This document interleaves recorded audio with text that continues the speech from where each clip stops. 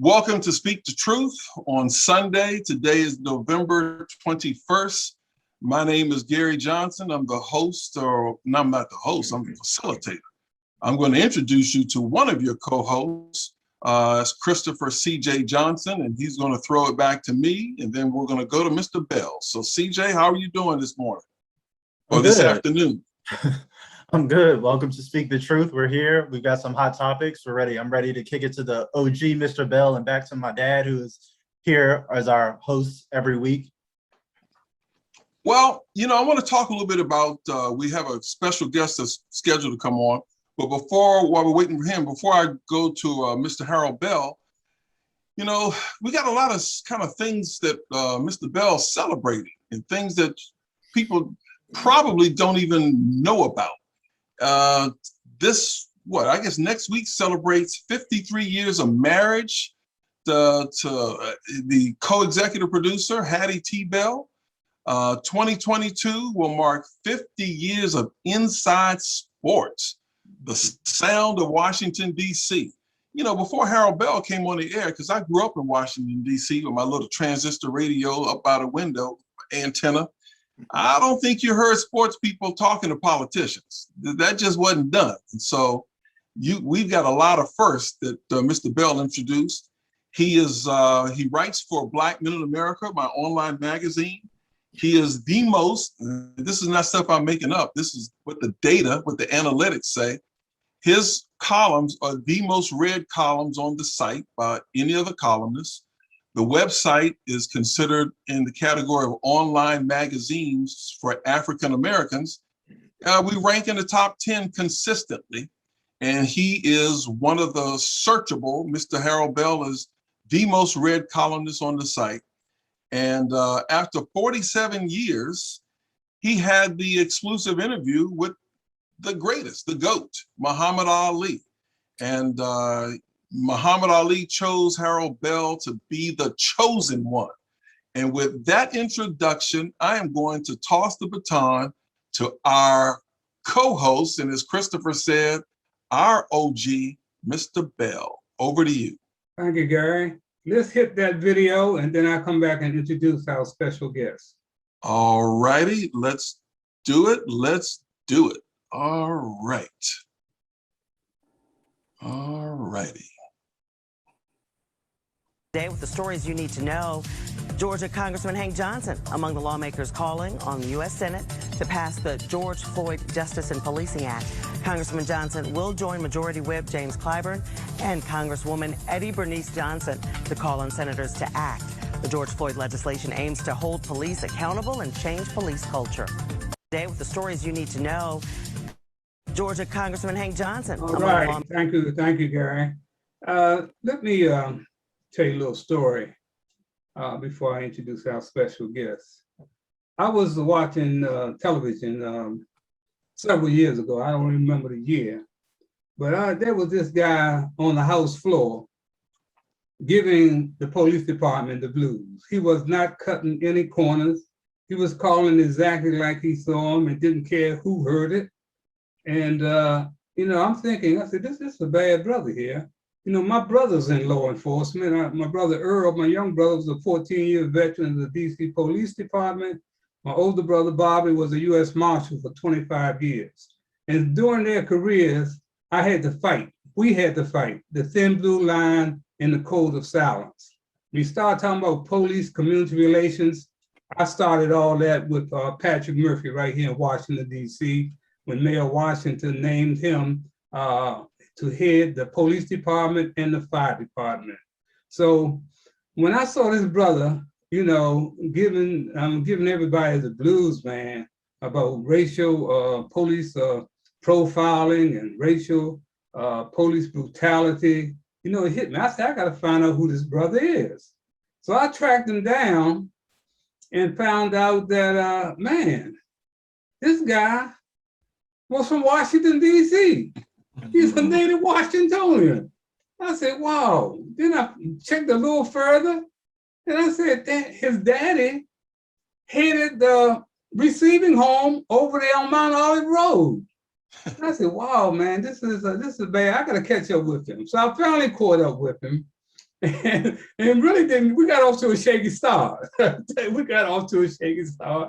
I decided, this brother is worth a meeting, and we end up going over to the receiving home to talk to the kids over there on Mount Olive Road, and I hooked them up with the network, my media network, and it was great, man. So of course, he is, he is now completing his 8th term in the United States House of Representatives from Georgia's 4th district. He lives in Atlanta, Georgia now. So he encompasses parts of DeKalb and Gwinnett counties and Newton counties and all of Rockdale counties. Congressman Johnson has distinguished himself as an effective lawmaker and a leading national progressive voice. He was named one of the most effective Democrats in Congress by the University of Virginia and Vanderbilt University. Representative Johnson has a reputation for getting things done. From his seat on the House Judicial Committee, Representative Johnson has introduced, co-sponsored, and passed legislation to level the playing field for everyday Americans, and that's all Americans. His bills that protect consumers and citizens' civil liberties include the FAIR Act and the Stop Militant Rezoning Law Enforcement Act, which is SMLEA, and is part of the historical George Floyd Justice and Police Act, which has the congressmen, in the Black Caucus are responsible to police and vigilante violence against African Americans across the country. As a champion for digital inclusion and an open internet, Representative Johnson has pushed to empower low-income and minority communities through digital rights, broadcast access, and equality of opportunity online as the ranking member of the Subcommittee on Regulatory Reform, Commercial and Antitrust Laws. These are difficult times, as we all know, and during the pandemic where students are learning at home, this is very important. So without further ado, I would like to welcome the one and only Congressman Hank Johnson. How you doing, Hank? Yeah, I'm doing fine, Harold. And for those of you who know you, Harold, and they know me, they can probably figure out that it was on your end that we got up to the wrong start. But when you brought your wife in, I had to let you up off the mat, and because you married up, and so I figured you must be something good about the guy. But I hope you're doing well, and good to be on with you, Gary Johnson. Thank you, sir. Thank you so much. Thank you so much. Let's get this thing off. I know you don't have a whole lot of time, but let's talk about the Kyle Rittenhouse not guilty verdict. Tell us how you feel about that. Yeah, I was a criminal defense lawyer before I came to Congress. I practiced criminal defense law for 27 years, and I was the beneficiary of some not guilty verdicts on self-defense claims by my clients. And so, from a legal standpoint, I understood how the facts ended up coming out to the jury, and I understand the jury's verdict, and I respect the jury's verdict. But the bottom line is, Kyle Rittenhouse never should have been out there. He crossed state lines with an assault rifle that he was too young to possess, and he went over there to protect property belonging to white folk. He didn't go over there to protect Black folk property. He went over to protect white folks' property, and when he was over there, he put himself in harm's way. A 17-year-old, and he was strolling down the street in front of the police with this assault weapon, and police even giving the vigilantes water and things like that, welcoming them to the streets of Kenosha.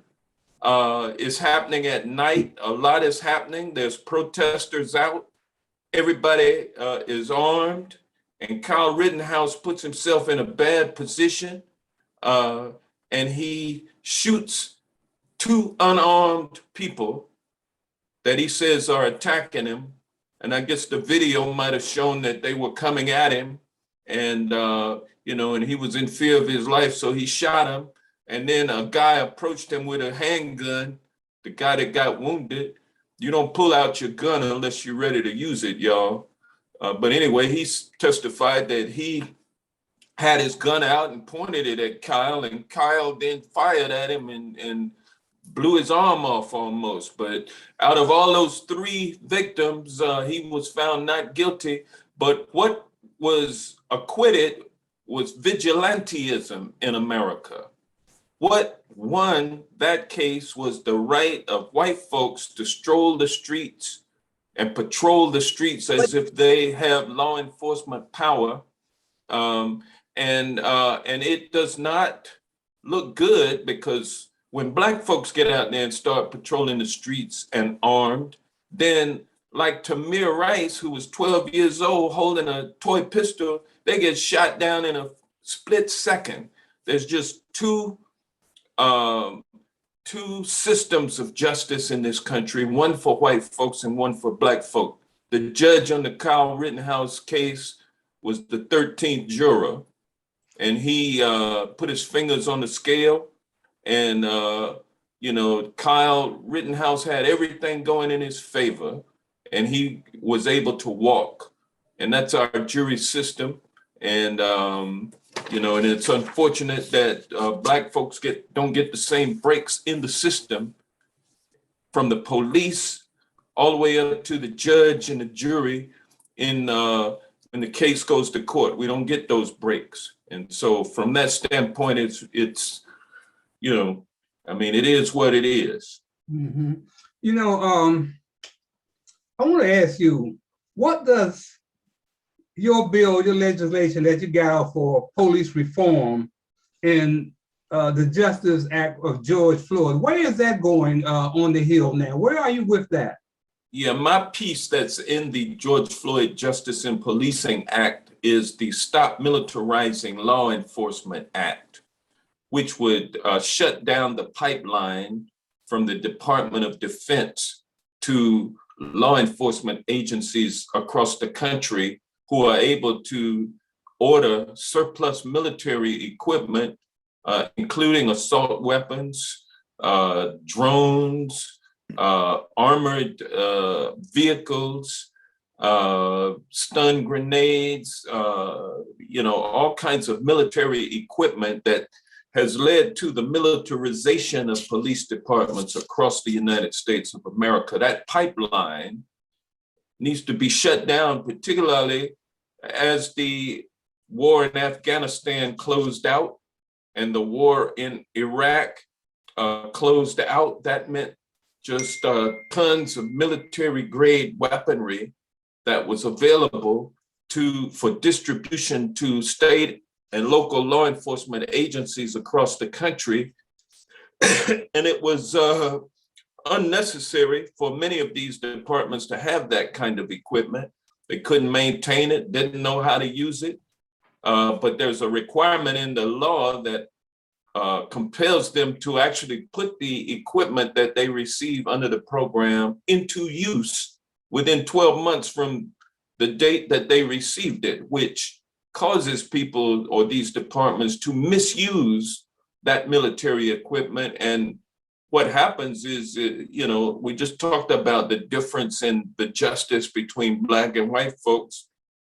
Our communities are patrolled with that military equipment, and we're the ones that that are victimized by it. And so the Stop Militarizing Law Enforcement Act would shut down that pipeline between the Department of Defense and law enforcement agencies, so that that military equipment doesn't end up on our streets in the hands of police officers who don't know when, how, or don't know when or how to use that equipment. Yeah, well, what about? And as far as the George Floyd Justice and Policing Act itself, it has passed the House of Representatives, but it is bogged down in the Senate. We have the filibuster rule. It takes 60 votes in order to bring a matter to the floor in the Senate, not 50 votes. And we only have 50 votes in the Senate. So it is kept from coming to the floor by the filibuster. And that's an unfortunate situation for that legislation. Yeah, Congressman, speaking of that, you're going on your 8th term on the Hill. What is the problem that Republicans and Democrats can't see eye to eye on our interests, the voters' interests? They can't seem to get anything done, man. And I've been on the Hill. I know it's at least 12 congressmen, Republicans and Democrats, that I had to cross the aisle to get things done for kids in trouble. And it didn't seem to be that hard, but where I'm looking now, nobody likes each other and we can't get anything done for the people. What's the problem? What's the problem as you see? Well, the problem is Republicans on Capitol Hill don't want to work with Democrats on any issue that Democrats bring to the table. And of course, you got to keep in mind that when Democrats in power, working people tend to do better. When Republicans are in power, the wealthy and the corporate elite tend to do better. So we come to the table with different perspectives. Democrats support voting rights. Democrats support criminal justice reform. Democrats support leveling the playing field for families and workers and regular ordinary people. And so Republicans don't want to see measures to help our constituents become law. And so, whereas in prior decades, there was some bipartisanship, in the Capitol, at this point, Republicans use their control of the courts, they use their control of the mass media to basically, and they use their control over state legislatures to stifle the votes, suppress the votes of Black people, of poor people, of students. Their whole goal is to be in power, all branches of government. They control the judiciary, but they want the executive branch and they want the legislative branch. And their way of doing it is to prevent anything good from happening under Democrats' control, and then to be in a position to blame Democrats when things are not going well. And so they don't care anything about the people. They care about gaining power for themselves. And that's why they don't work with Democrats. And so Democrats always remain willing to work with Republicans, but we cannot sit by if they don't want to work with us and then we do nothing. And then we end up, we've got to do as much as we can to effectuate positive change for the people that we represent. And we represent working people, poor people, people in the middle class, trying to make it such that their children can do better than they did. Those are the folks that we represent. And, we can't stop doing that just because other folks won't work with us. But when folks won't work with us in a situation like in the Senate, that means we have gridlock. And, that's not the part of Democrats. I don't agree with saying it's a matter of Democrats and Republicans who don't want to work together. No, it's a strategy deployed by Republicans over the past several decades. And it's a scorched earth policy, and it does not allow them to work with Democrats. And that's the problem. let me ask you, your colleague on the other side of the aisle, Tim Scott, a black brother, do you guys ever have lunch together and talk things over? We'll see where he stands? Have you ever had that opportunity? Yeah, Tim Scott is in the Senate, and he is a Republican senator, and so he does not step out of line. He just happens to be a black man, but he supports the Republican values that I just explained to you. And he's a nice guy, but when it comes time to cast his vote, he's going to go with what the Republicans are doing. And so that's just I know Tim is a nice guy, but Tim is not a leader when it comes to the Republicans either. They might put him in a position to say, you negotiate with the Democrats on the George Floyd Justice and Policing Act, but his hands are tied and he can't do anything without them saying, we're going to let you do this.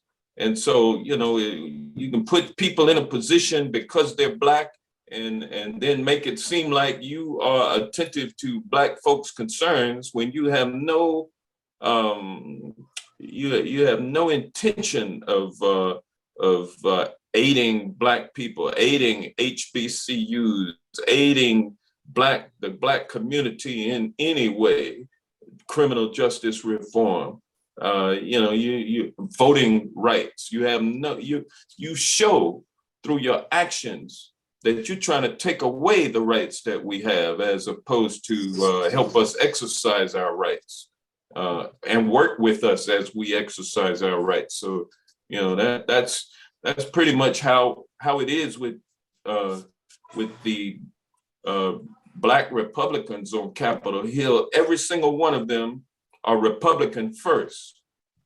And when you lose your vision about the fact that you're black, then you're really in trouble. When you start thinking that you being black is no impediment to your advancement in America, then you have lost your way.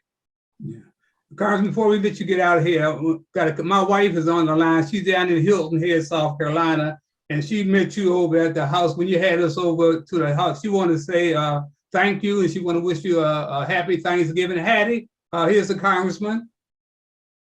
Congressman, thank you so very much for coming on the show and expressing your views and enlightening me anyway.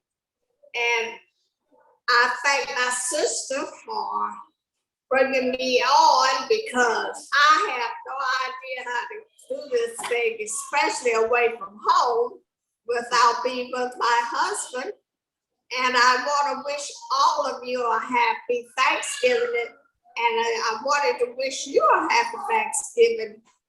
And I just thank you.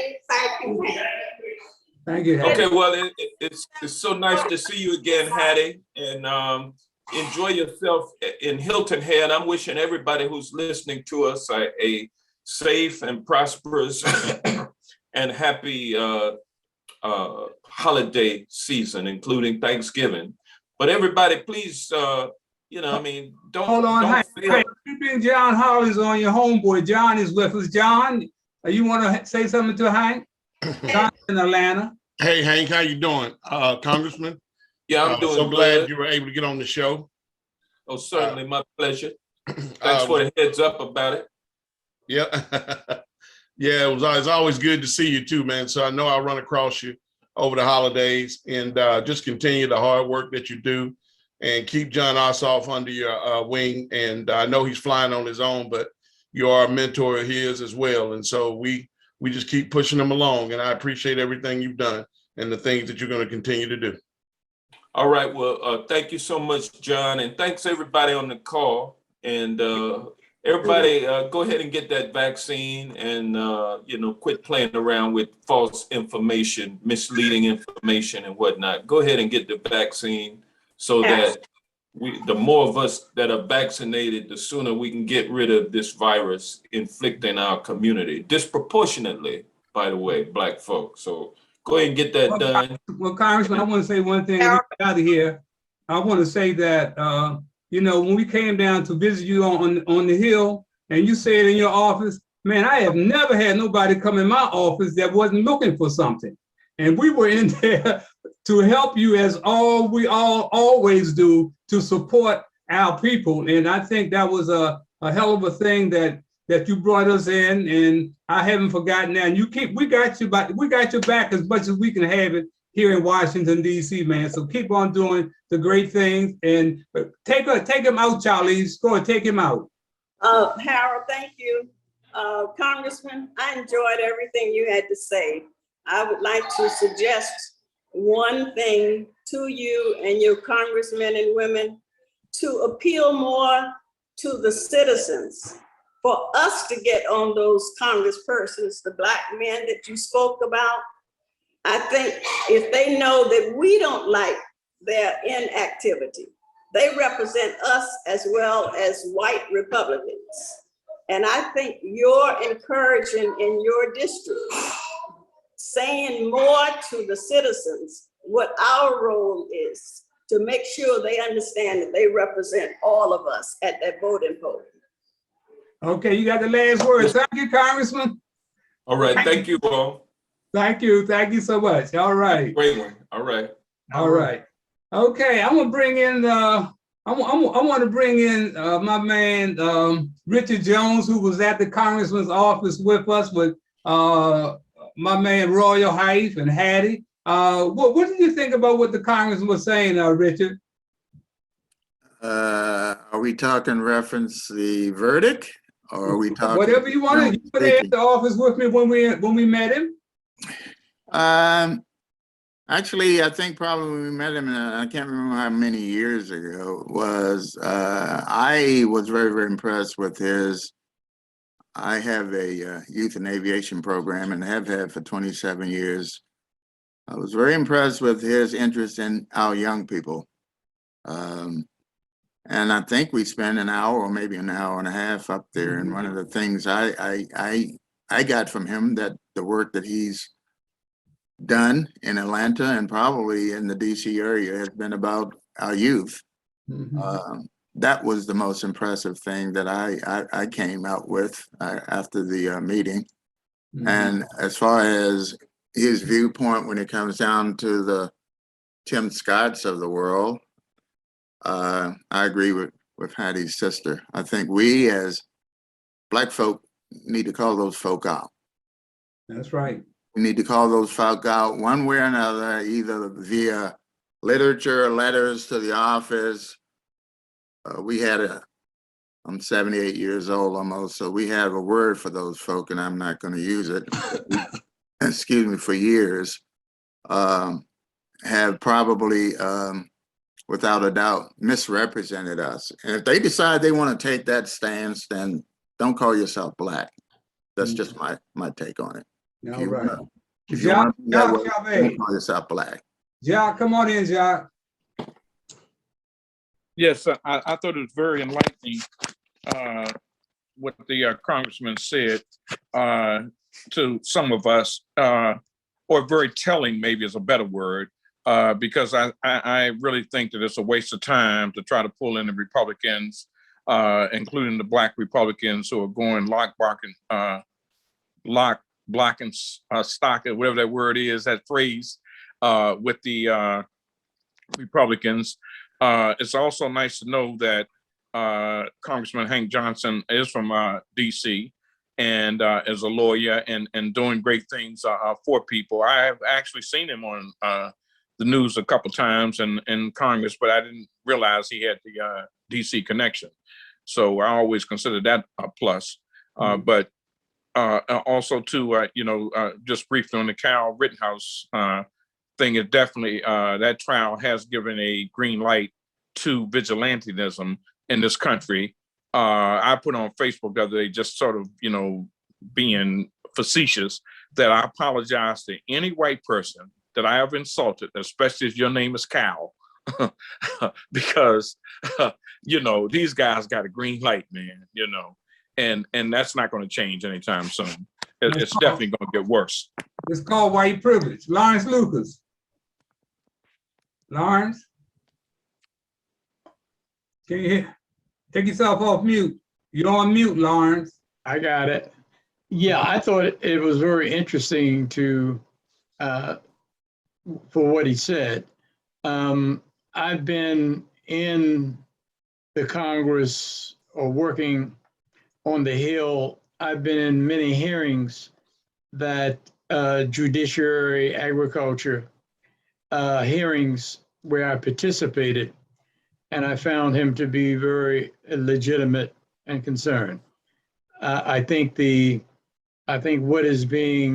what he shared with you is the reality of today, is that we have a system that is not fair, and we have a dual system, one for white folks and one and rules and laws for Black folks.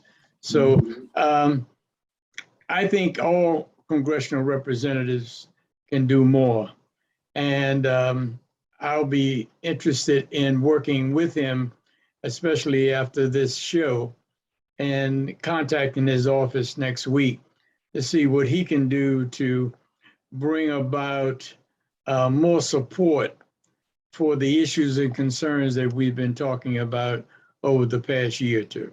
Yeah, we're gonna show that clip, and I want to get CJ in here, who's our youngest on the panel. What did you think about the conversation with Congressman Hank Johnson, CJ? I think it was incredibly enlightening, but also incredibly frustrating at the same time. And I think it highlights why a lot of young people are checked out of the system, because although I agree very much with his assessment of the Republican Party and their values, he's spot on there. There were some things that were omitted about the Democrats. He talked about how the filibuster was one of the main reasons that they continue to not be able to deliver on these popular things, but leaving out that Joe Biden is against getting rid of the filibuster.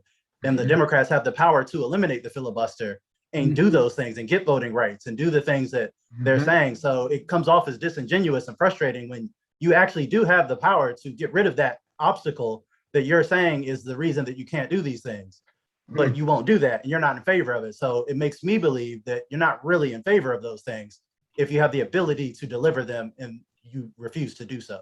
So I think that's the frustrating part. Okay, Gary, why don't you come on in, then hit that video with the farmers, Black farmer, Gary. I think it was very good that the congressman came on the show, because anybody can come on the show. And I think, isn't he the first politician, national politician, right, to come on the show? Yeah. And so I have to agree with CJ that it was refreshing. I think he was spot on, but I mean, the logic that CJ put out there, how do you go against that?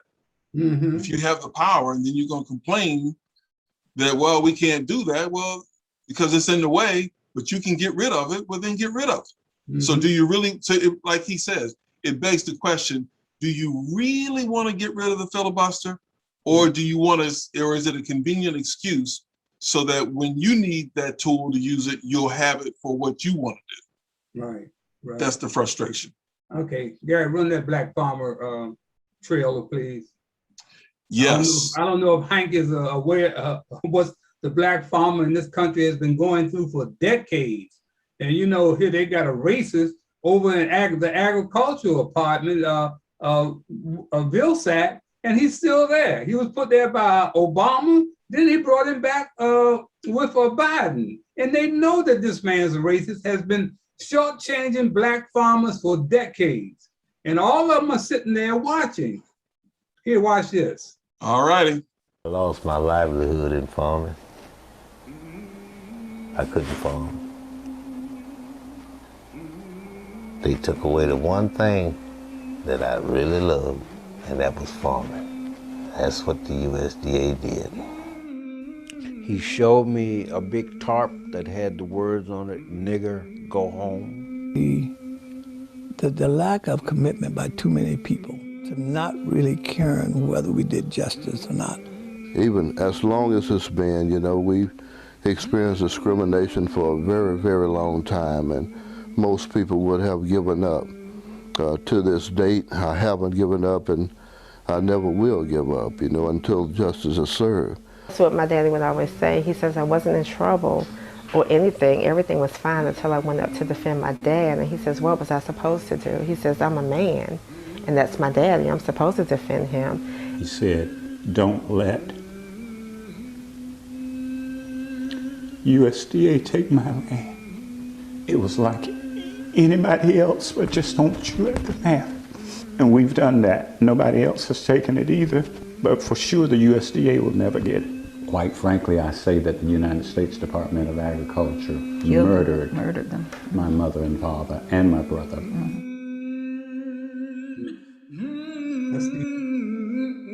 That's deep. I see we got Wayman Henson out there. Wayman, come on in and give us a little background that you and Lawrence, only that you and Lawrence have, that I know you guys have been working with Booker and the lady with, I can't think of her name now, I can see her, but you guys have been working closely with members of Congress and haven't been able to make any headway all of these years, man. They keep doing the same thing over and over again when it comes to the Black farmer, as they have done with all Black folks in all walks of life. Come on in, Wayman. Well, thanks for the opportunity to speak to your audience this afternoon. To make a long story short, I became involved with the Black farmer movement in 1994. And then in recent years have been able to partner along with Lawrence. Senator Warren had a mistaken idea that Black land loss was a matter of the heirs property issue. And Lawrence and the rest of the team wrote a lengthy letter to her, correcting her, pointing her toward the malfeasance of the USDA, especially down at the county committee level. And she stopped in her tracks, so to speak, stopped, looked, listened, and really signed on with what we were saying. And then she passed the baton over to Booker, and then Booker added in Warnock to the Justice for Black Farmers Act of 2020. It was not obviously passed then. And so Booker readmitted it to the floor, the Senate floor in 2021. And so Warnock was able to pull two pieces out of that are now found, excuse me, in the reconciliation bill. And the idea was to find relief for Black farmers, but Warnock took it toward socially disadvantaged farmers. And that was like for 4 million. And then there's section 1006, which is for other phases of debt relief and support and whatnot. But the white farmers came along and pulled rank on us. What they did was filed what Lawrence and I both believe are frivolous and racist lawsuits in 13 courts across the country. And I believe, and I think Lawrence would support this assertion, that Vilsack had plenty of time to pay off those farmers' indebtedness to the USDA, but to say it politely, he slow walked it. Because from the moment where Warnock was introducing pieces of the Justice for Black Farmers Act into the American Rescue Plan Act that Biden eventually signed, from that point up until the judge first signed the very first temporary restraining order out of Florida, he had about 100 days. And you can't tell me that the USDA doesn't know who the names are and what the information is as to who lives where and how much money they owe. So Vilsack slow walked the process, allowed these white farmers to do their nonsense out there, and that really slowed down the process. So where we are now is getting some pieces into the reconciliation bill that, and this is what really makes me really mad. What has happened is that the courts have said you can't make this a race-based relief program. And Lawrence and I could tell you stories of being on a Zoom call with Vilsack's or Biden's transition team, Vilsack's transition team in July of last year. And one of his key members said, you can't do that because that's unconstitutional. And then lo and behold, we hear all of these white farmers say that's unconstitutional. So what's happening in there is that there will be a bunch of white farmers that will get debt relief. You hear what I said there? A bunch of white farmers will get debt relief and they will benefit off of the backs of Black suffering. Now, I'm a white guy. I've always been white. I'll die white. But at the same time, this is really a gross, gross, gross miscarriage of justice for white farmers who say they are aggrieved under USDA. To get relief is really a crock. In fact, I'll say this and I'll shut up and let Lawrence say what he needs to say. I got really mad about that one day, and I went in to the USDA database and I pulled out the data for the first 6 white litigants against Vilsack, the first 6 white farmers. And when you add up the number of subsidies they got, the number of coronavirus relief funds that they got, and the number of dollars they got from Trump's failed war with China, the first 6 litigants between 95 and 2020 pulled in $523,000. And then those counties in which those farmers, farms, and ranchers are located, they pulled in $1.2 billion. Wow. So don't tell me that these white farmers' lawsuits are anything other than racist and just flat out wrong, flat out wrong. And so that slowed the process. And so we do have hope that some Black farmers, 92% of them, who have what's called direct loans, will be able to get debt relief. But you and I both know that there are a whole lot of farmers out there who are in debt or have been discriminated against, who don't have direct loans, and they will not receive justice under this thing because it's all about direct loans and because the white farmers are going to siphon off some of it. But we have hope under what's called Section 1006 of the reconciliation bill that there will be other opportunities for Black farmers to be relieved of their debts who don't fit into that direct loan business. So that's kind of where we are. We're waiting. It's past the House. We're waiting to see whatever madness the Senate is going to do with it. And we know it's 50-50 over there, but we know some of those senators are Democrat, but they vote like Republicans. And so we don't know how that's going to turn out. But, I'm not holding my breath, but I'll be really mad if it didn't pass. So that's my summary, Lawrence. Run out of time. Take a minute and kind of sum that up, will you, Lawrence? I thank you, Wayman, for giving that very clear position as to where we are and what has been happening. The other part of that, Harold, is that they passed this bill which put a ceiling of $500,000 on the claims. We have farmers who are much further in debt than $500,000. That is a problem that we have. And I got calls from a number of farmers and their advocates talking about how they are uncomfortable with this bill that puts a ceiling of $500,000. The other part of that is you have thousands of cases and other issues dealing with the systemic problem at USDA, and no one seems to want to or have the intestinal fortitude to do something about it. So our journey continues with the Congress, but we've been fortunate enough to have much of the media that covers agriculture paying attention to this.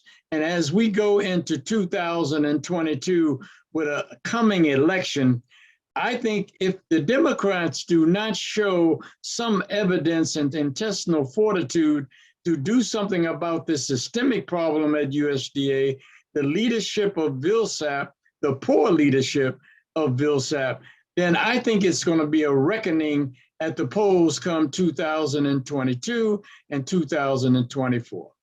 Yeah, thank you, Hollins.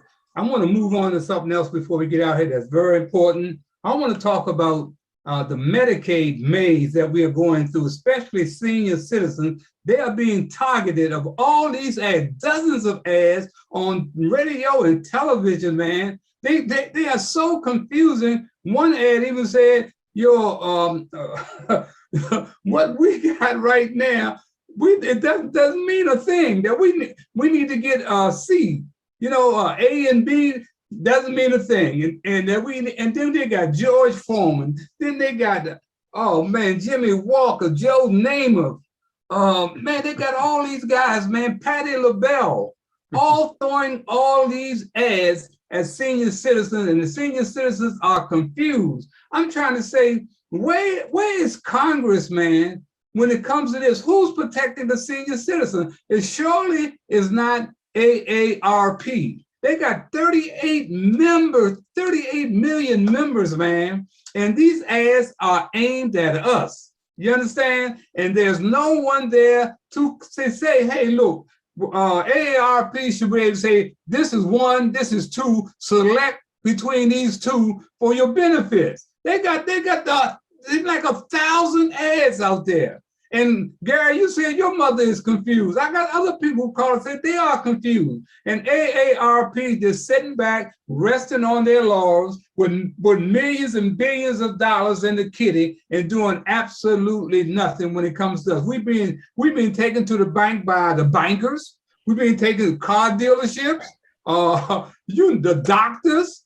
You know, Big Pharma right now is wrestling with Congress about, you know, how Congress is trying to take over what they're doing and control the prescriptions. So I'm saying, man, we don't have a voice, and somebody needs to say something and do something. Gary, go ahead, take it off, man. Well, these are actors. Actors are being paid. Actors who have, over the last several decades, have, I guess, endeared themselves to the community. Then there's athletes and people who have household names. You know, George Foreman is not by accident. George Foreman is not threatening or offensive. How many seniors have that grill that they stopped using years ago? But you have that. You got Tom Selleck, you know, Danny Glover, Jimmy J.J. Walker. I mean, we can go on and on. And if it's not that, then like I mentioned last week, it's the what is the home ownership? You know, where you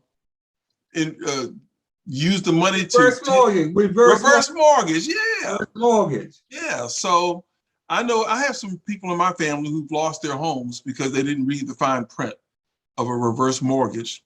And some of the fine print in the article that you posted on blackmeninamerica.com is that, yeah, my view, the people like Joe Namath, George Foreman, they're sharing with you, but they're also lying by omission. It's the things that they're not telling you that will get you in trouble. That if you sign with one of these organizations and you find out that it's not for you, you may not be able to go back to what you had. You may not be able to see the doctor that you want. Your deductibles may triple and quadruple. The long-term care facilities are not highly rated. And so the quality of your care is going to be in concert with that. What is it? You get what you pay for. So those are the things that bother me. It's the lying by omission. John Hollins, are you still there, John Hollins? Okay. Yeah, I'm still here. Okay, John, what about this? I know you're on the board of directors of a hospital in Atlanta. You've been around these doctors and you see what's happening with our senior citizens. Where is some help, man, for these seniors out here who are being bombarded by these ads? Well, I'm glad that you are bringing it to my attention.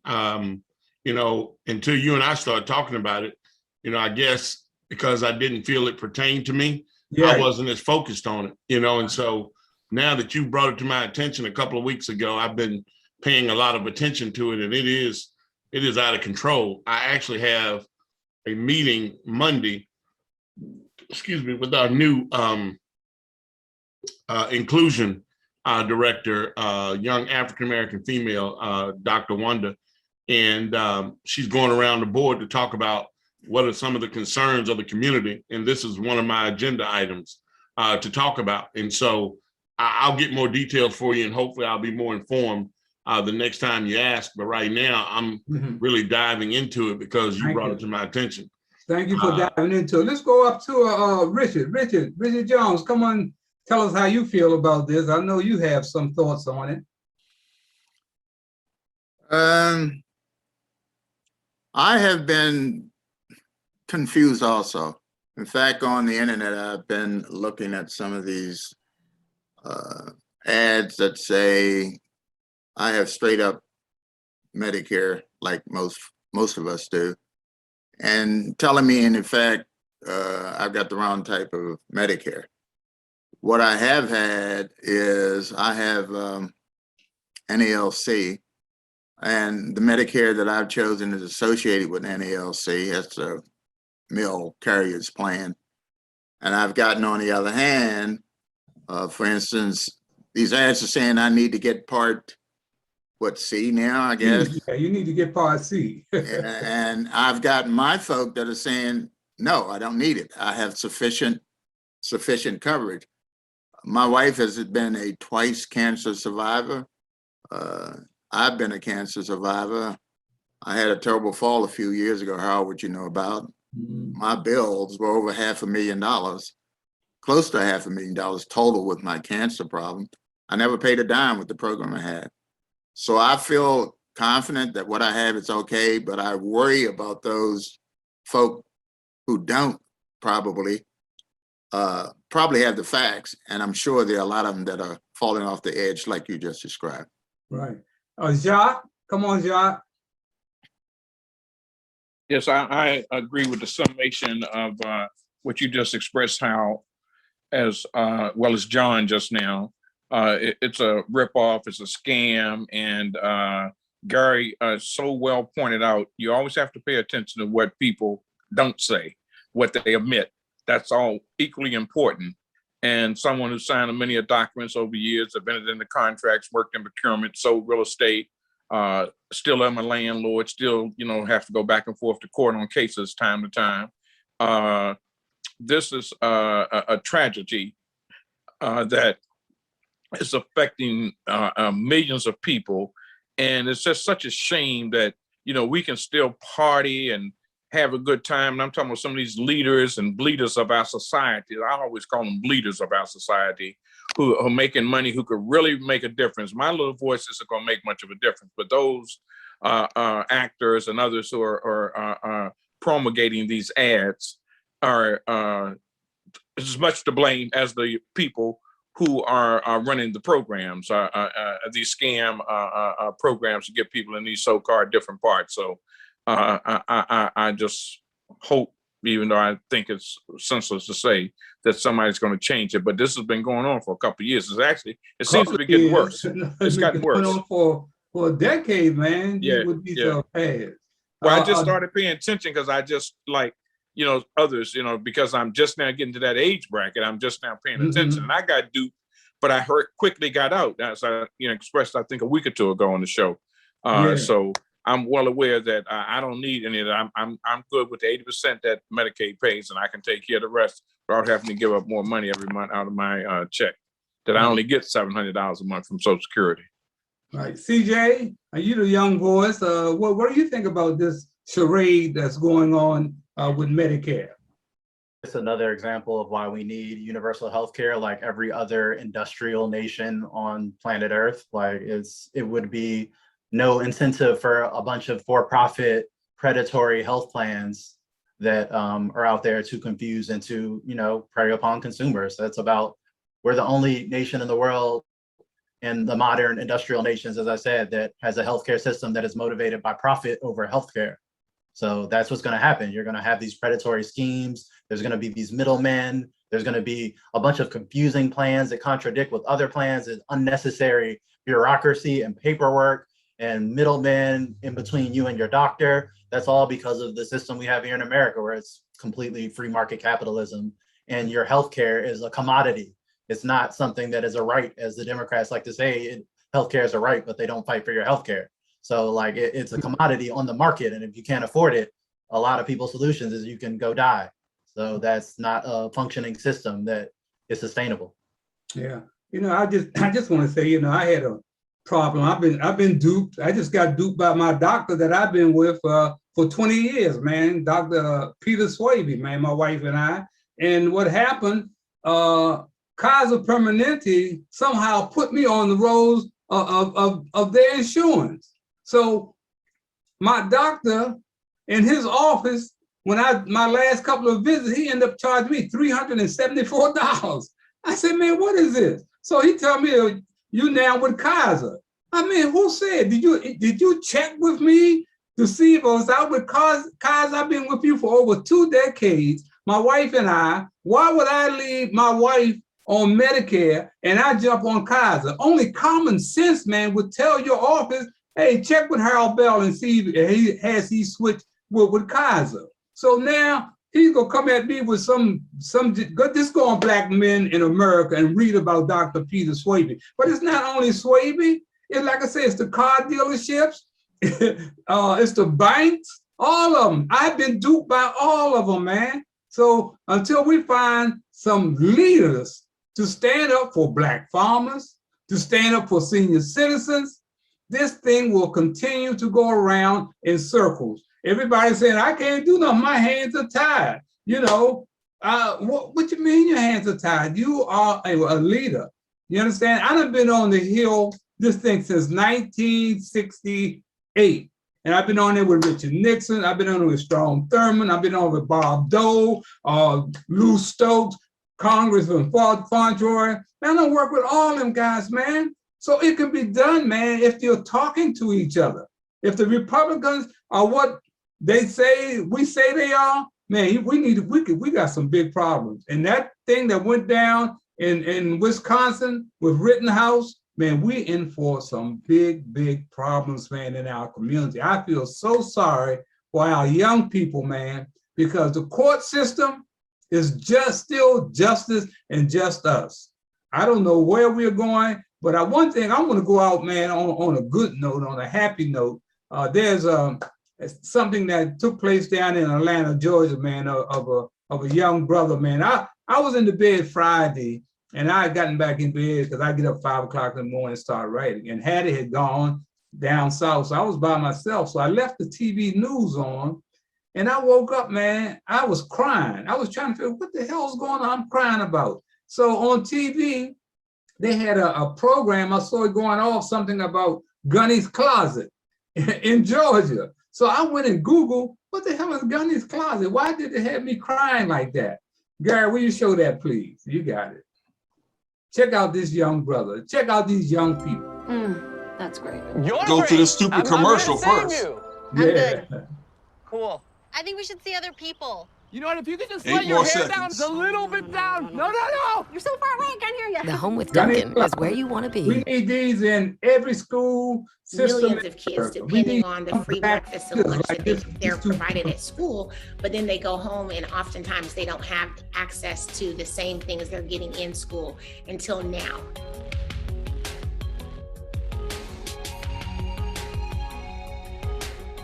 So now these children that are getting free breakfast and lunch in school have the ability to take meals home and have dinner and have food for the weekend.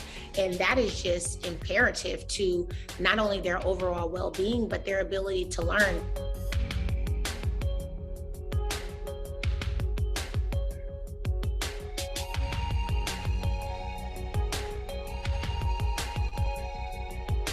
If you bring food to people, you help them eliminate the barriers to access. And a lot of families live in food deserts.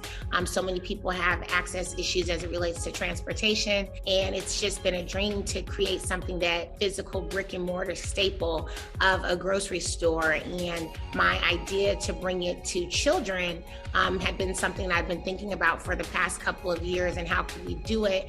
And I was so lucky to have the support of multi-platinum artist Gunna, who wanted to build something in his former middle school, and that's how it all began. You can do exactly what I did, you know what I'm saying? But I want y'all to know that it starts here, it starts in school, it starts with knowledge. We have a lot of students who have different layers that we have to peel before they even sit down and learn. Just to start off is food. I mean, it's amazing. I'm still on a high about it, and just can't wait to, families start really, taking advantage of the store, because, I mean, it's like you walking into Walmart and you just have everything there for you.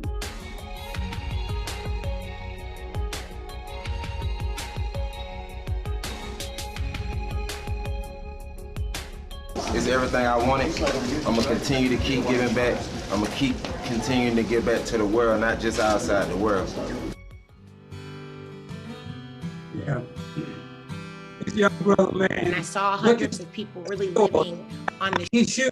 They got Nike shoes. They give the kids a bag, and you go in there, whatever you can put in that bag, that's what you take out with you. That's what this young rapper, this is what he got behind this young lady. And I think that is fantastic, man. We know, like I said, I had 32 millionaires come through Kids in Trouble Inside Sports, and 1% of them ever gave anything back. So we got to turn to the young people like that rapper, man. And hopefully, I know John has got to be aware of this guy, because this was in Georgia. It's probably in one of those counties where Congressman Hank Johnson represents. So I hope that he gets behind this and bring that into Atlanta, into other surrounding counties, man, that we can get some of these young people to help each other. And that's what the bottom line is, man. It's about helping kids, man. If we help young people, man, they will eventually turn around and help somebody else. I know it's about time to get out of here, Gary, Lawrence, and of course, Wayman and Charlize and Hattie, thank you so much. And of course, John Hollins and Jacques.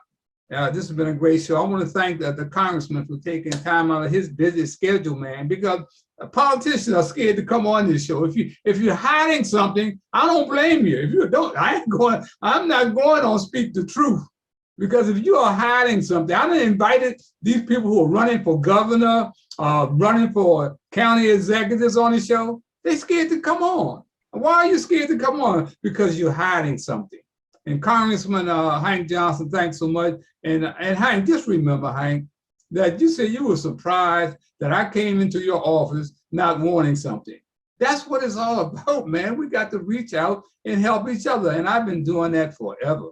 I mean, the politicians that I've been cited in the congressional record on 3 different occasions. You understand, for what I do in the community. Hank probably doesn't even know that.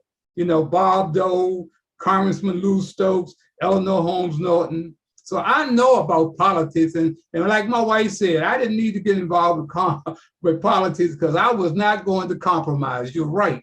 I did not belong to no politics, man. So I'm gonna go around the circle, man. And one more time, Wayman Henson, come on, give us 1 minute, and thank again for taking part.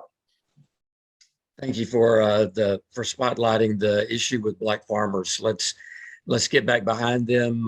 Call your congressman, your senators to support this piece in the reconciliation bill. We've got a lot of work to do to level the playing field. We've got too many decades, too many centuries of history behind us, but we've got a lot of work to do, and we will fight for justice and equality until we have no more breath within us. Well, we Speak the Truth are behind you. My man, CJ, close it out. Yeah, shout out to Gunner for that last story and for doing the great thing for those kids and for that community. But those stories are also kind of normalized that we make policy decisions where child hunger is such a rampant that we need to rely on the charity of rappers to solve the problem instead of, our government or the, officials, the school system, of the people with actual power. As you said, you had a lot of millionaires and people come through and not many give back. And when they do, they don't give back nearly enough. So I don't think it's a good system that we have to rely on the charity of, rappers to help the children when we have, enough money in our government to do that. Okay. Charlie's, Hattie, are you still there? If not, I'm gonna go up to Richard. Take a minute, Richard. I think Hattie and them gone. Richard? Youth. All that's the traction you and I have had. I've known you for many years, and we connected probably 10 to 12 years ago because of what you're doing for the young people. And I'm listening to CJ, and he could be one of my proteges and lieutenants, okay? It's all about our youth. If we get them prepared, we have a chance. And for all the issues you're talking about, okay? Right. We've got to get our young people prepared. Okay, Jacques, close us out, Jacques. Yes, a very enlightening show again. And I'm just so thankful to listen in, to always gain knowledge as well as share knowledge. And so I'll close and say that. Lawrence, close it out. I want to say thank you. I think the show was very informative. It comes back to what we have to do for ourselves and not what we expect from others. We have to hold ourselves and the people who say they represent us accountable and demand the kind of transparency to make sure that we are informed as well as they are. I think that the most important thing is that we are in very hard times for people of color. And I think you will find out in the very near future that the only thing that's going to hold us together to change the system is that we demand the respect and dignity that every other citizen who are not Black, who are Black, and those citizens who are not Black, to support us in this effort to bring justice and make this a better country. Right. I want to say, man, you hit on something that's one of the problems. The guys like Dr. Peter Swaby and these folks from the islands, not all of them, but most of them don't think they Black. They don't want to have nothing to do with a Black American. Somebody told them they are better than Black Americans, man. And those of you who grew up in Washington, D.C., you have encountered those type of people. And Dr. Peter Swaby and another one, a guy had a problem with, who reneged on at the Miracle Theater. Gary was there, had his name up on the screen. He was supposed to be a sponsor, and never followed through, man. So when I went to him and confronted him, he goes send some lawyer at me with a cease and desist order. I said, man, you got to be crazy. And the only reason I didn't go at him because my friend and my friend only, my man who introduced me to him, he said, Harold, please, he's really a nice guy. Would you back off this one? That's the only reason I backed off. But we got some Black folks. We can't keep blaming Trump and these racist white folks, man. It's us. Until we start taking care of each other, man, we're going to keep running into these problems. Gary? America's not unique in its sins as a country. We're not unique in our evils, to be honest with you. I think where we may be singular is our refusal to acknowledge them and the legends and myths we tell about our inherent, goodness. To hide and cover and conceal so that we can maintain a kind of willful ignorance that protects our innocence. See, the thing is that when the Tea Party was happening, we were saying, pundits, oh, it's just about economic populism. It's not about race. When people knew, social scientists were already writing that what was driving the Tea Party were anxieties about demographic shifts, that the country was changing, that they were seeing these racially ambiguous babies on Cheerios commercials, that the country wasn't quite feeling like it was a white nation anymore. And people were screaming from the top of their lungs, yo, this is not just simply economic populism. This is the ugly underbelly of the country. See, the thing is this, and I'll say this, and I'll take the hit on it. There are communities that have had to bear the brunt of America confronting, white Americans confronting the danger of their innocence. And it happens every generation. So somehow we have to kind of, oh my God, is this who we are? And just again, here's another generation of babies. Think about it, that 2-year-old had his bones broken by 2 parents trying to shield him from being killed. A woman who has been married to this man for as long as I've been on the planet almost, lost her husband. For what? And so what we know is that the country has been playing politics for a long time on this hatred. We know this. So it's easy for us to place it all on Donald Trump's shoulders.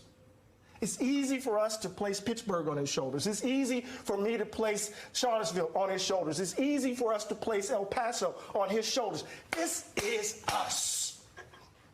And if we're going to get past this, we can't blame it on him. He's a manifestation of the ugliness that's in us. I've had the privilege of growing up in a tradition that didn't believe in the myths and the legends because we had to bear the brunt of them.